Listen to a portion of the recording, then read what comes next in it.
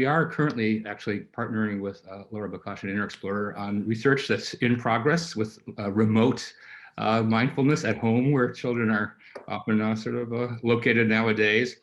But I'm going to tell you a little bit about another study we did when children did attend school regularly a couple of years ago, and show you some evidence from a scientific perspective about how mindfulness improves student outcomes and it changes their brains.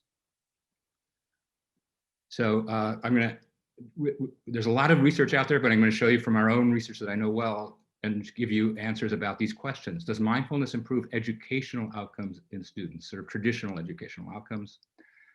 Does it improve mental well-being in students? Perhaps that's the top of our thinking these days. And does it change the brains of children, the experience of receiving mindfulness instruction in a school setting? So here's the first traditional educational question. Are more mindful students better learners? So this is not now a program or intervention, but we can give questionnaires to people to see how mindful they are at the moment. That can be changed by education. And let's just ask the question, is a more mindful student a better learner by traditional educational criteria?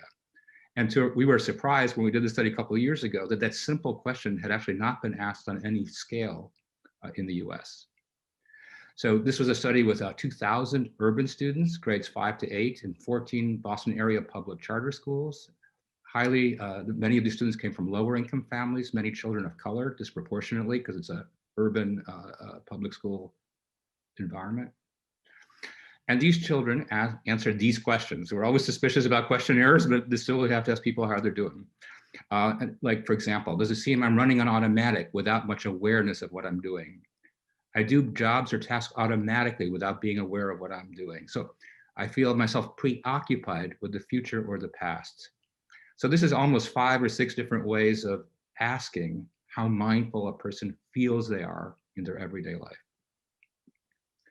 And then we asked, what's the relationship amongst these many students between how mindful they feel themselves to be and traditional measures of academic outcomes like grades, statewide tests, and that year was the PARCC, and school behaviors that matter like attendance or suspensions. And briefly, the answer is children who were more mindful had better grades, had better test scores, had better attendance, and had fewer suspensions. So every traditional measure of school outcome was better for children who felt they were more mindful. So that's the first question answered. The second question, does school-based mindfulness instruction improve mental well-being in students? And it was already touched on beautifully and eloquently, the stress that's really affecting so many adolescents and all kinds of arguments about why, but the evidence is clear-cut. And you heard some numbers, I'll show you 2 graphs. So we do know that stress is chronic stress by a lot of research is associated with a lot of outcomes we don't wish for children and adolescents. Increased risk for anxiety and depression, worse memory, impaired language skills, lower academic performance, really every outcome of traditional academic measures and social emotional measures. And these are some of the pre-COVID numbers. We heard how bad things are during COVID, that in the last decade, there's been almost a doubling of depression in 18 to 25 and 12 to 17-year-olds. So it's spreading from the adolescents into the young adults they become, a near doubling of major depression. And this is a startling statistic.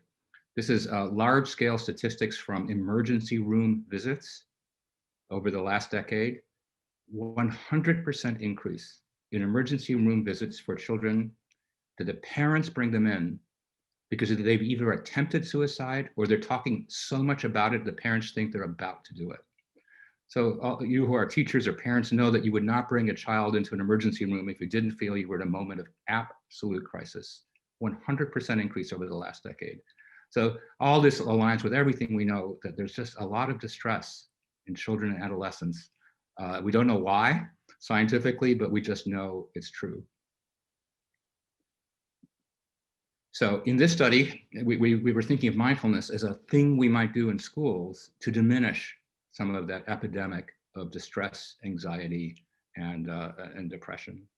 So as researchers, we wanted to do a randomized control trial, have a true randomization. And we found a school partner, and we're so grateful both for the children, the families, and the school who are willing to work with us to do this. We worked with 99 sixth graders. I'm going to tell you about the 40 who also responded to our invitation to come into MIT for brain imaging. So that's going to be not in every school for every mindfulness instruction, but we're really interested also in the brain side of this. And they were randomly assigned to either a mindfulness training program or, and this was actually a fun thing I got to share with you. So it's a charter school. They're very concerned about their kids, being advanced academically as much as possible. So we were not allowed to do a useless control comparison. Often when you have a comparison in the control condition, it's kind of nothing-ish. And then somebody said, ooh, what if we train these kids on computer coding, which everybody thinks is a good skill to get these days. There's a lot of job opportunities, a lot of skill learning.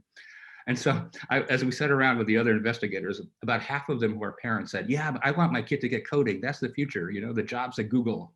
And about half the parents said, no, I want my kid to get, the mindfulness thing, because they just need to be less stressed. Anyway, they were randomly assigned to one or the other for 8 weeks, 45-minute class period a day for 4 days per week. So about 24 hours of mindfulness. We had to fit in the school schedule. I'm not sure we would have that long a period normally, but we had to fit in their schedule. In the mindfulness training, they did a lot of things in those periods, but including the kinds of exercises we just did now, of paying attention to the present moment through breathing, exercises to refocus their attention on the present versus worrying about the past or the future, and as much as possible to understand something about the practice of mindfulness, as is appropriate for sixth graders. Now, 2 things we measured before and after were how stressed they feel. For example, in the last month, how often have you been upset because of something that happened unexpectedly?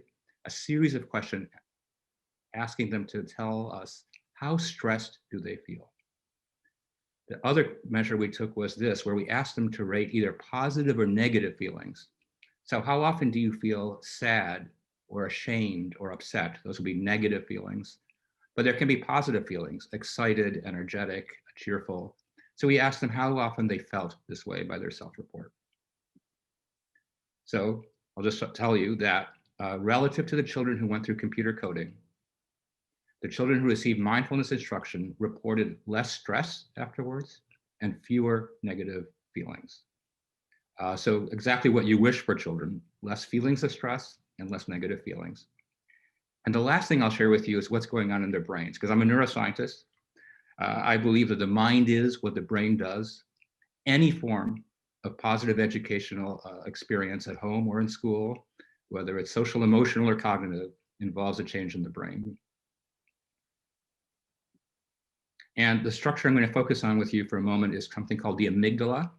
It's near our ears, one on the left and one on the right. This is a cartoon sketch. It sits about here inside your temporal lobe. This is an actual post-mortem brain. Here's the top of the brain, and here's where the left and right amygdala sit. We have one on each side. Now, there's a lot of research that says this. Children who grow up in more adverse or stressful situations, the amygdala over-responds. It's on hyper alert when you show them anything negative. And we think of that as a vicious cycle. The more stressed you are, the more adverse experiences you have as a child, the more you're on constant alarm. So you see something and your brain has an emergency response. And further, greater ratings of everyday stress in adults is associated with greater amygdala response. So it's a vicious cycle. The stress makes your amygdala more responsive. Now here comes a negative thing, it makes you more stressed. It's a vicious cycle in the brain. Why we didn't show these children terrible things, but we showed them this. They show us faces. These are expressions of fear. Their job was simply to say which of these two are the same, or which of these two are the same faces. We're really interested in is how does their brain respond to signals of fear versus signals of happiness or neutrality. And what we found was this. In the right amygdala, the more stressed they were, the more the brain responded to those negative faces, expressions of fear. Each dot here is each triangle is a different child. The more stressed they felt every day, the more this part of this brain responded to something negative that we showed them in the scanner. And also in the right amygdala, the more negative feelings they had, the more this part of the brain responded to the negative things. This vicious cycle that we think is partially mediated by a sort of chronic emergency negative feelings that are amplified in the amygdala. So what happens after the mindfulness? So here's the children who got computer coding in gray, before and after. I'll say a word about this.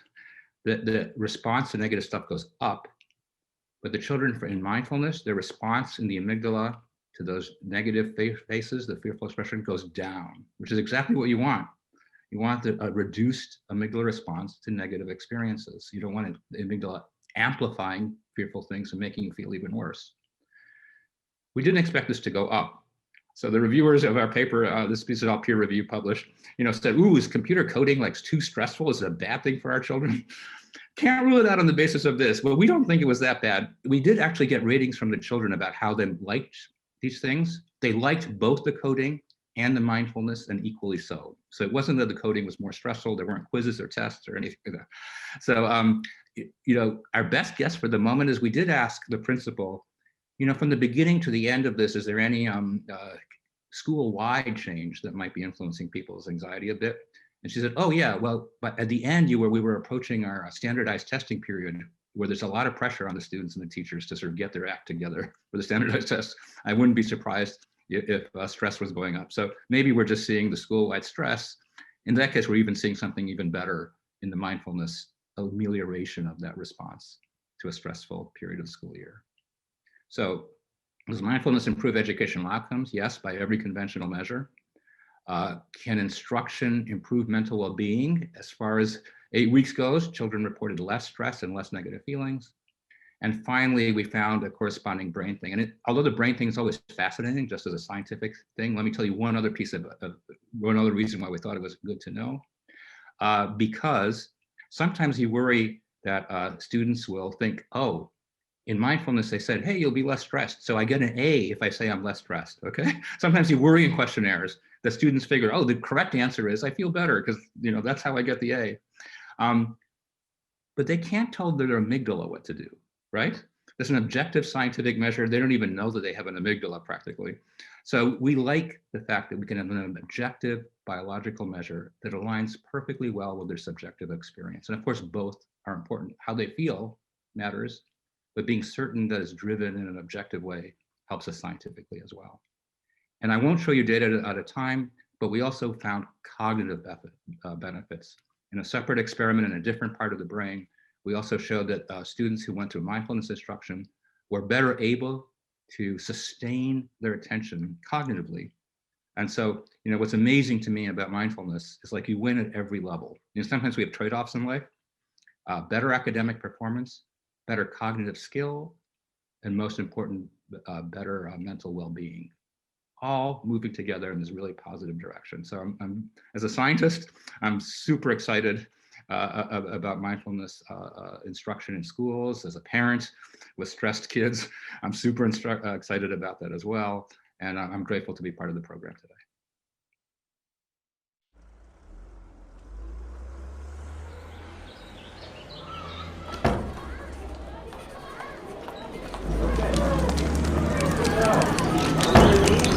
My